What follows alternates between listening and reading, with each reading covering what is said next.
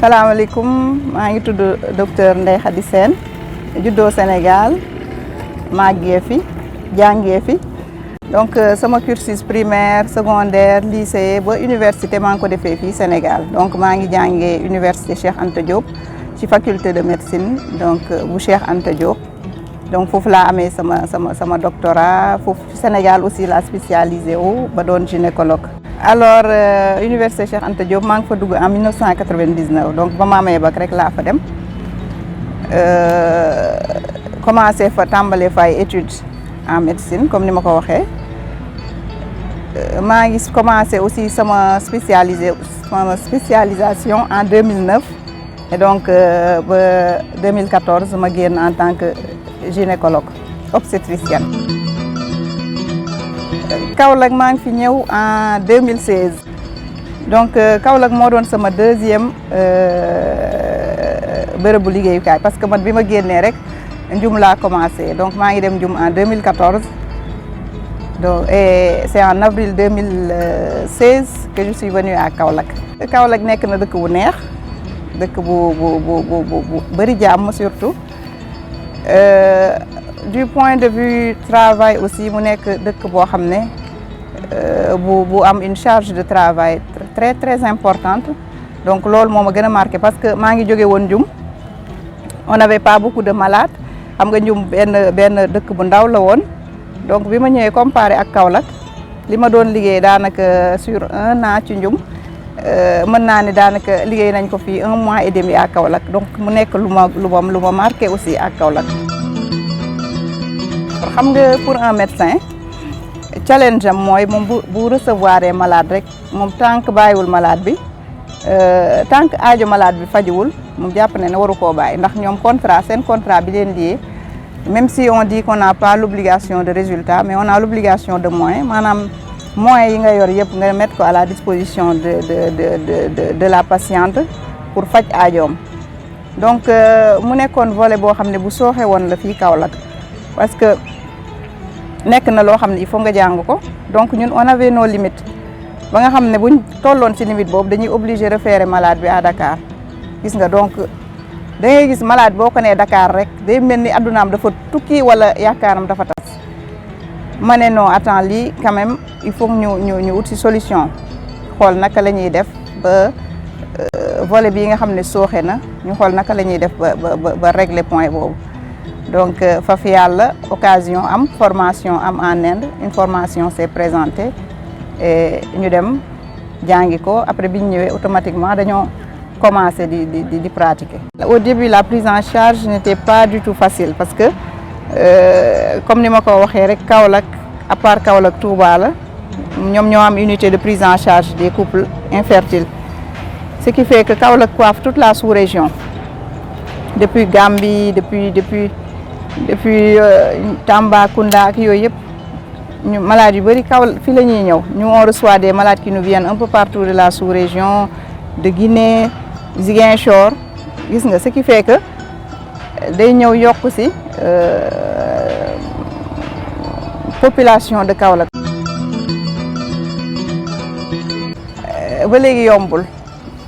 ba léegi yombul parce que spécialité bu bees la comme niñ ko waxee fii nii mu nekk aussi Kaolack est l'une des rares régions à disposer d'une unité de PMA à part Kaolack Touba la ñaari zone yoo xam ne jege na wala jegewul capitale bi on va le dire comme ça ce qui fait que pour satisfaire li mu laaj yëpp maanaam les moyens qu'il faut, hein, satisfaire la demande qui est assez importante parce qu'actuellement on a une cohorte de 1898 couples qui ont été vus depuis qu'on a commencé en 2021. Gis nga mu nekk lu rëy Kaolack, à part Kaolack Touba, on peut dire que ne doyul.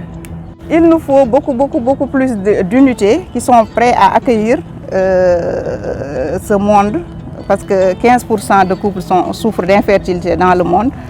Donc c'est un problème de santé publique. Notre objectif au niveau de FIV Sénégal, c'est qu'on puisse décentraliser. Ba nga xam ne région du Sénégal yëpp dañuy am unité yu mel nii. Gis nga ce qui fait que nga bëgg ko booleeg sa liggéey en tant que gynécologue parce que on est 4 gynécos ici à l'hôpital de Kaolack. Ci hôpital boo xam ne day def plus de 6000 accouchements par an. Xam nga doyul nga dolliwaat ci beneen charge de travail donc toujours day doon toujours loo xam ne day métti gérer daal. Alors man bi ma commencé déjà il était question d'avoir au moins un jour de consultation dédié uniquement aux couples infertiles. En plus de la consultation de gynécologie, on a une offre assez importante d'activités. On fait de la gynécologie, on fait de la chirurgie gynécologique, on fait des consultations prénatales, on fait les urgences chirurgicales, on fait les urgences gynéco-obstétricales, on fait les consultations postnatales, on fait les hospitalisations des malades. Donc en plus de loolu nous avons une unité de prise en charge des couples infertiles. Donc il fallait nous aménager nos programme ba nga xamné dinañ en même temps continuer suñu activité de gynécologue mais également di jël en charge couple yoy. Donc dans un premier temps on avait une consultation on les voyait une fois par semaine. C'était le jeudi. Donc jeudi on prend que les couples infertiles. Et maintenant les rendez-vous c'était à partir de midi parce que donc couple yoo xam ne da nga leen di jël en charge mënoo leen programmer parce que ay malade boo xam ne bu gisee règle am war nga koo gis te xam nga règle kenn mën ko programmer le plus souvent su dee yow da nga def cycle naturel les règles on ne les programme pas te heure bu gisee règle war nga koo gis nga donc au tout début c'était un jeudi chaque jeudi on voyait les couples les nouvelles patientes c'était les jeudis qu'on les voyait. Et les rendez-vous c'était à partir de midi fait que suñu liggéey def nañ ko ba paré yombul won au début mais après par la suite il y a eu d'autres personnes qui m'ont rejoint dans ce travail. Je veux les nommer mes assistantes sages-femmes. Donc elles sont venues, elles se sont intéressées au travail et depuis lors elles m'assistent dans ce travail. Ce qui fait que moi quand je suis un peu prise au bloc, on travaille ensemble, ce qui fait qu'on a pu développer une unité de prise en charge des couples infertiles. Malgré cela, il y a toujours le temps d'attente qui est encore long plutôt. Et bon, on espère améliorer ça de plus en plus. Comme on l'a dit, c'est une activité nouvelle, donc qui demande tout le temps des corrections. Et on espère qu'avec le temps, dinañ trouver créneau boo xam ne dinañ mën a satisfaire malade yi nga xam ne ñu ngi ñëw. Ce n'est jamais simple parce que nee naa malade bi nga xam ne moom dafa def espoir am dafa ñëw pour consultation après ñu def li ci war yëpp elle voit ses règles parce que noonu la ñuy xamee que ne le traitement n'a pas marché c'est les règles parce que l'efficacité du traitement est jugée par la survenue de grossesse. Donc si la femme n'est pas enceinte, elle va avoir ses règles. Mom ci bopom mom mi koy dund dina ko metti mais ñun tamit duñu neex. Maintenant imaginez mom xam nga am na métitam dem yow nga regrouper 100 personnes ku ci nekk métitam dang ci am pourcentage gis nga donc man japp naa ne ñun ñi koy dund suñu pourcentage moo gën a diis par rapport ak ñoom parce que ñoom benn pourcentage lañ am ñoom fu ñu amee 1% ñun na jàpp ne dajale nañ ñun yeneen 1% wu beneen malade ce n'est jamais facile. Donc moi j'en ai eu trois yoo xam ne elles m'ont marqué. Alors la première moom c'était un désir de grossesse, donc on était dans les procédures de prise en charge et un jour son mari m'a appelé, bon, sur son numéro maa ngi naan il y avait son numéro, son nom qui s'affichait. Non, plutôt il m'a envoyé un audio. C'est encore plus grave. Il m'envoie un audio, il y avait son nom parce qu'il a utilisé le téléphone de sa femme pour m'envoyer ça. Ma déglu audio bi mu ne ma soxna si de ñun de traitement yi ñu doon def sax jaratu ko ndax soxna si moom daa mujjee faatu. Comme ça ma ne non. Je l'appelle, ma ne ko li nga ma wax lan la, mu ne ma waa loolu de moo am, soxna si faatu na démb. Comme ça, alors que on était ñu ngi woon ci procédure traitement yeeg yooyu yëpp, donc muy décès boo xam ne ba léegi ça m'a marqué. Mu nekkoon jigéen bu amoon Pastef bu engagé woon bu bëggoon enfanter, gis nga li Yàlla dogal ah. Keneen ki aussi même chose, moom elle a pu contracter une grossesse, on l'opère et puis moom tamit mu faatu noonu comme ça. Beneen bi même contexte, moom tamit elle a pu contracter une grossesse, ñu opéré que moom tamit elle a eu des complications après moom tamit mu faatu. Muy 3 décès yoo xam ne vraiment ça m'a marqué, ça m'a touché énormément. Moo tax aussi tout le temps dañ koy wax maladie, dañ leen naan nit ki looy yootu Yàlla bu ñëwee mu fekk mu gën ci yow. Nañu dund, n'oublions pas de vivre, de profiter de la vie, de vivre à fond, parce que yow xamuloo ndax li ngay yootu bu ñëwee dina la fekk déjà wala bu ñëwee dina la jik. Donc toujours discours boobu dañ koy faral di tenir al maladie. Ne leen Yàlla mi maye de booy ñaan rek nel toujours bu ñëwee Yàlla na gën ci yow. C'est un mélange de sentiments en fait.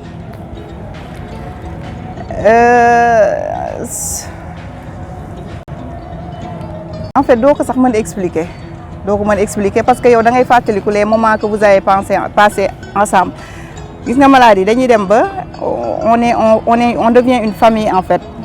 Da ngeen di déggante tout le temps, il y a la complicité qui s'installe. Da nga leen di dem ba considérer comme say sœurs, gis nga. Donc ku ñàkk sa mbokk toujours ni muy méttee, c'est le même sentiment. Toujours da nga naan aussi qu'est-ce que j'aurais dû faire, qu'est-ce qui n'a pas marché, est-ce que j'aurais dû faire ça, est-ce que il y a tout, en fait c'est toujours des questionnements et on a malheureusement pas de réponse. Donc dañuy nangu lu Yàlla dogal rek. Donc laaj nga ma lu ma neex, maanaam yow nga suivre un couple,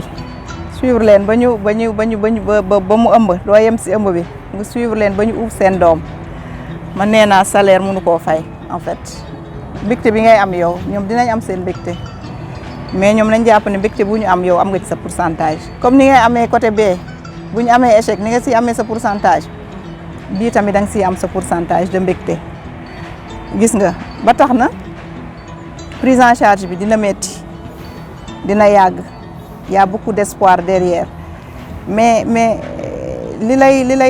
lay encourager, li lay permettre ngay ñemee dem di am force di dem, c'est les résultats. Te loolu alhamdulilah macha allah ñu ngi koy am fii Kaolack ah. C'est une prise en charge boo xam ne qui a son côté, qui a son coût. te boo gisee Kaolack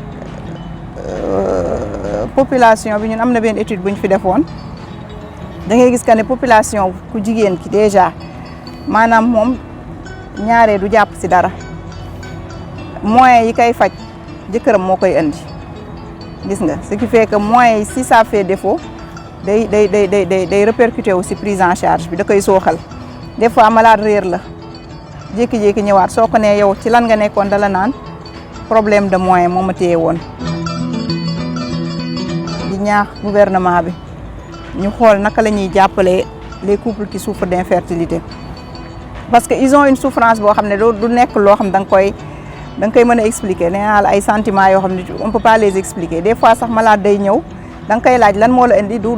nangoo wax réellement li ko indi, parce que ñoom jàpp nañ ne que ne waruñoo exprimer seen douleur boobu parce que le fait que yow nga bëgg am doom amoo ko c'est une douleur loolu il faut que nit ñi xam ko douleur boo xam ne yow doo ko nangoo exprimer même boo ñëwee hôpital tu préfères dire man de dañ ma ne damaa am kiis man de yow yaay poussé ba duut baaraam si li ko tax a ñëw réellement gis nga donc état bi nu mu leen mën a jàppale si prise en charge bi xool naka lañ koy subventionné ba nga xam ne dina leen oyofalal dina leen yombalalal prise en charge ba képp ku ci bëggati faju nga ñëw nga faju parce que prise en charge bi yàgg na parce que da ngay xam nga yow kañ ngay commencé mais xamoo kañ ngay pare ba pare cher na surtout bilan bi nga xam ne malade bi bu ñëwee dans un premier temps les bilans dits obligatoires bilan yi nga xam ne war nga koo defal hystérosalpingographie 50 000 spermogramme 25 000 te ça dépend ci fi ñu koy defee man je donne les prix de Kaolack d'un premier coup ñu jox la analyse boobu boole kook ticket bi boole kook écho yi ngay def boole kook ordonnance yi garab yi nga war a jël nekkul lu yomb ci nga xam ne ci population boo xam ne ñu ci ëpp ay góorgóorlu lañ donc état bi na si jàpp. beneen point bi may wax aussi mooy le spermogramme góor ñi nanguwuñ def spermogramme ñun étude bi ñu def fan yële on s'est rendu compte que ne sur les 1892 couples 292 spermogramme donc la ñu nangu la ñu am pour plusieurs raisons donc ñuy ñaax góor ñi aussi ñu jàppale soxna yi xam ne ci on parle de prise en charge du couple nekkul ku jigéen ki rek moom moo war a ñëw. ku góor ki dafa war a ñëw parce qu'il est concerné les études ont montré que ne 30% de causes d'infertilité c'est lié à la femme yeneen 30% yi góor ñi la yeneen 30% yi c'est une infertilité mixte maanaam ku góor ki ku jigéen ki yëpp ci ko bokk gis nga donc góor ñi nañ xam ne qu'ils sont concernés par l'infertilité donc ñu jàppale soxna yi bu baax te prise en charge de l'infertilité boo demandé spermogramme pour ku góor ki fi ngay demandé plutôt ay yeneen analyse pour jigéen bi ku góor ki foo nga demandé analyse u manioc bi góor ñi analyse boobu rek lañ leen laaj analyse u manioc bi mais loolu rek pour am ko sax c'est tout un problème gis nga muy ay jafe-jafe yoo xam ne ñu ngi koy rencontrer aussi si prise en charge